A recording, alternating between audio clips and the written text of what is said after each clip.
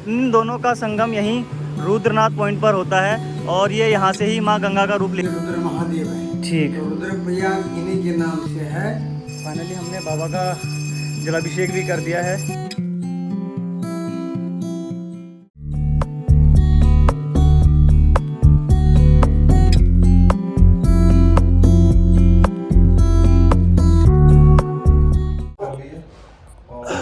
Hello guys, good morning from ओखी, sorry Guptkashi. और रात हम आई गए थे, this is the next day. तो आई होप बहुत अच्छे होंगे आप लोग। तो हमारा सुबह प्लान था 4 बजे उठने का, लेकिन हम लोग ऑलरेडी लेट हो चुके हैं, बज चुके हैं इस टाइम 6:30 समथिंग, और हमें भी जाना है बहुत दूर। तो अब हमने सारा अपना सामान पैक कर लिया है। हमारा सारा सामान बैग, एक ये, 2 हेलमेट, एक ये बैग, और ये हमारा सारा सामान तो पैक हो चुका है। बस टास्क ये है कि इनको अब सेटल करना है गाड़ी में, स्कूटी में, उसके बाद निकलने की हम कोशिश करते हैं। फ़िलहाल तो कुछ ऐसा नज़ारा है बाहर का, यहाँ का, गुप्तकाशी का, और आप देख सकते हैं कितने प्यारे पहाड़ लग रहे हैं। लेकिन कल रात तो बहुत डेंजर लग रहे थे, मौसम हो रखा था ख़राब, और ये भाई साहब नाराज़ लग रहे हैं, भौंक रहे हैं। तो अब बस कोशिश यही है कि हम जल्द से जल्द निकलें यहाँ से, और जितनी जल्दी निकलेंगे उतना हमारे लिए अच्छा है, क्योंकि आज रात हमें किसी भी हालत में 6-7 बजे से पहले घर पहुँचना है। बस एक दोस्त से मिलना है अल्मोड़ा, कोशिश करेंगे अगर अल्मोड़ा गए तो उससे मिल के चलेंगे, नहीं तो फिर हम शॉर्टकट से रामनगर होते हुए सीधे बासपुर चलेंगे। फ़िलहाल यह टास्क कंप्लीट करते हैं कि ये बैग रखने हैं हमें, और बैग रख के फिर निकलते हैं सीधे घर की तरफ। तो फाइनली गाइस हम लोगों ने सामान तो स्कूटी पे बांध लिया है, और अब इस प्यारे से कमरे और होटल को अलविदा कहने का समय आ गया है। और जस्ट मुझे अभी पता चला कि पैरों में सूजन भी है। चढ़ के पूरे दिन, उतर के पूरे दिन, रात में सूजन। और ये होटल वाले भैया हैं, बहुत ही जेन्युइन प्राइस में उन्होंने हमें कमरा दिया। तो और ये इनके होटल का नंबर है। अगर आप गुप्तकाशी में आते हो तो मेन रोड पे ही है ये होटल, बहुत ही, और अच्छे प्राइस में आपको भैया रूम दे देंगे, ठीक है ना। और ये भैया को आप कांटेक्ट कर सकते हो। चलो अब करते हैं निकलने की तैयारी। लो जी लो, फाइनली हम लोग निकल चुके हैं और अपनी यात्रा शुरू कर सके हैं। तो एक बार लगा देते हैं जयकारा, जयकारा वीर बजरंगे, हर हर महादेव। महादेव का नाम लेके महादेव की नगरी से निकल चुके हैं फाइनली। अब हम सीधे घर की तरफ चलेंगे। ये है कुछ बोर्ड। अभी तो हमारा मेन टारगेट है रुद्रप्रयाग, जो कि है 42 किलोमीटर। तो बस जल्द से जल्द रुद्रप्रयाग पहुंचते हैं।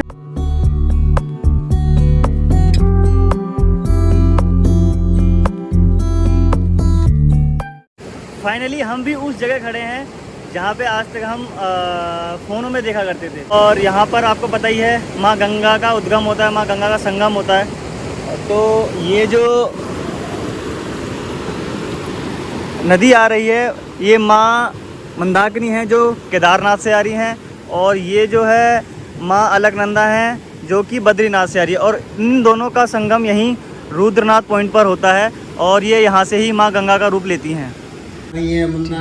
और ये है कुछ बाबा के दर्शन आप कर सकते हैं यहीं से। और अभी हम बाबा जी से पूछते हैं यहाँ का विशेष क्या है, यहाँ की विशेषता। और ये हैं यहाँ के बाबा जी, तो अभी इनसे पूछते हैं।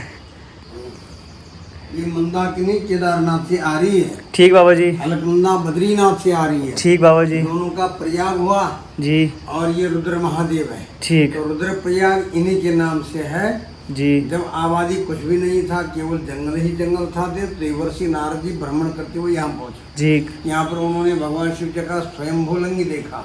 ठीक। और उस लिंग का अर्चन करने में ये कई समय तक पूजा किया, दर्शन नहीं मिला तो उन्होंने ध्यान लगाया जी। ध्यान लगाते हुए देवर्षि नारद जी को 100 वर्ष व्यतीत हो गए देवताओं का। ठीक ठीक। तब जाकर के भगवान शिव जी पार्वती माँ के सहित, अपने गणों के सहित नंदीगण में बैठकर भोलेनाथ पार्वती माता यहाँ आकर के नारद जी को जगाया, पूछा क्यों तपस्या करते हो, बोले हमें संगीत विद्या का ज्ञान सिखाओ। तो भगवान शिव जी ने उनको ताल, मृदंग, ध्वनि, गीत, लय, छंद, राग, रागना सारा सामवेद का उपदेश दिया। फिर नारद जी बोले मुझे प्रसाद दो। तो प्रसाद में भगवान ने उनको वीणा दिया। उस वीणा का नाम है महती नाम की वीणा।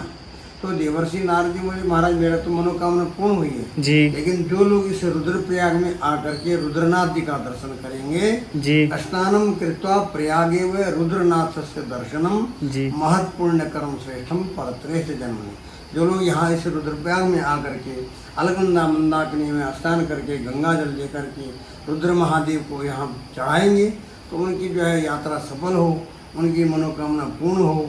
केदारनाथ जो लोग नहीं जा सकते उनको रुद्र महादेव जी का प्रसाद जो है वही फल मिले जो केदारनाथ में जाने से मिलता है। ये रुद्रप्रयाग की महिमा है।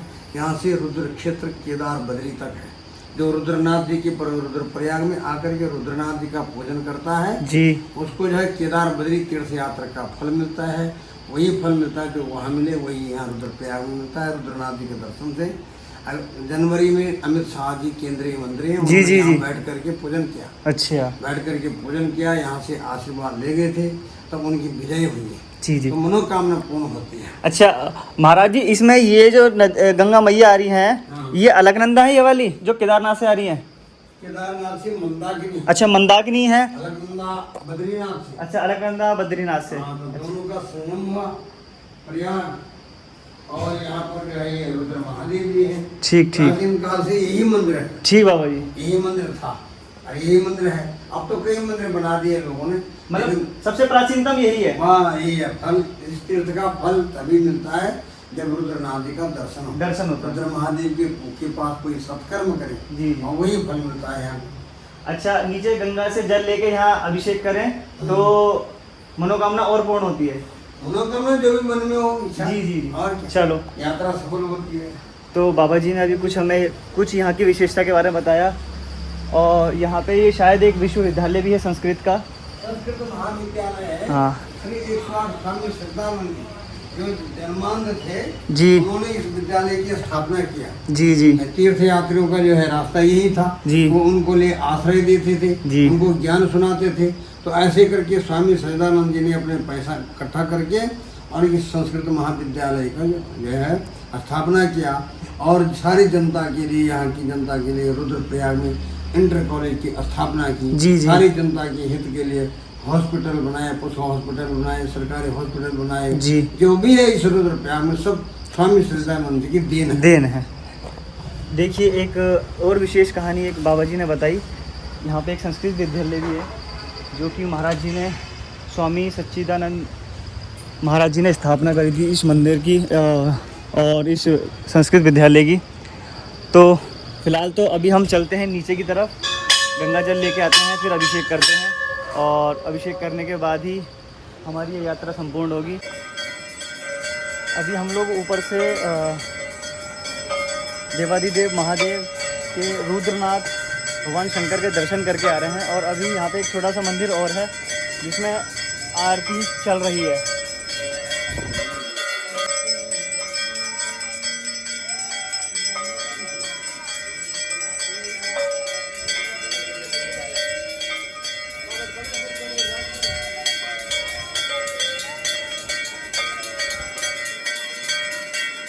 ये है इसमें आरती चल रही है दोनों मंदिरों में और ये वो जगह है जहाँ जिसको देखने के लिए हम लोग यहाँ पर आए हैं। मतलब कि लो जी फाइनली जब इतने पवित्र स्थान पर आए हैं तो स्नान करना तो बनता ही है। तो मैं और अविनाश दोनों स्नान करने के लिए तैयार हैं। पहले मैं जाऊँगा स्नान करने, फिर जाएगा अविनाश।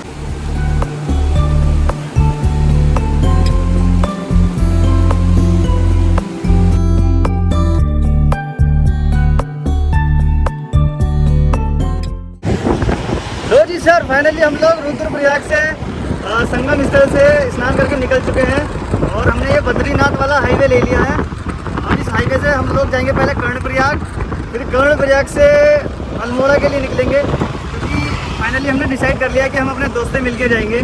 तो ये है कुछ हाईवे।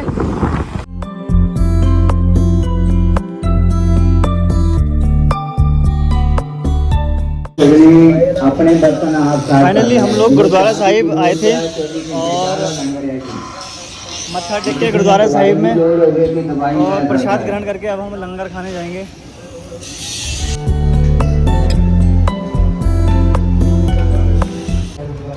तो जी बाबा गुरु नानक देव जी की कृपा से हमने यहाँ लंगर भी छक लिया। और ये गुरुद्वारा है, यहाँ पे भी लंगर चल रहा था, हमने लंगर खाया। अब जल्दी से गाड़ी लेते हैं और निकलते हैं आगे की तरफ।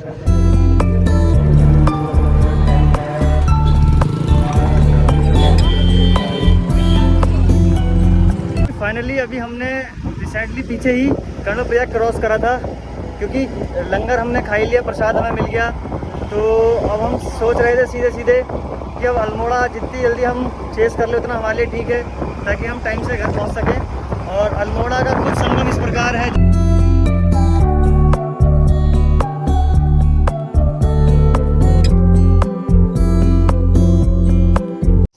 कहाँ भाई, कैसी है? बहुत प्यारी है। तो भाई साहब इतने लंबे ट्रैक करने के बाद तकरीबन मेरे ख्याल से 50-60 किलोमीटर के बाद हम रुके होंगे। और अब एक कौसानी पड़ा है, यहाँ पे हमने एक थोड़ा सा फ्रेश होने के लिए स्लाइस ली है। और यहाँ का मतलब क्या ही बोला जाए, रास्ते इतने सुंदर और मौसम इतना सुंदर। फूलों की झाड़ियाँ देखो, ब्लू कलर की हैं फूल यहाँ पे, और ये रास्ते देखो कितने प्यारे प्यारे हैं।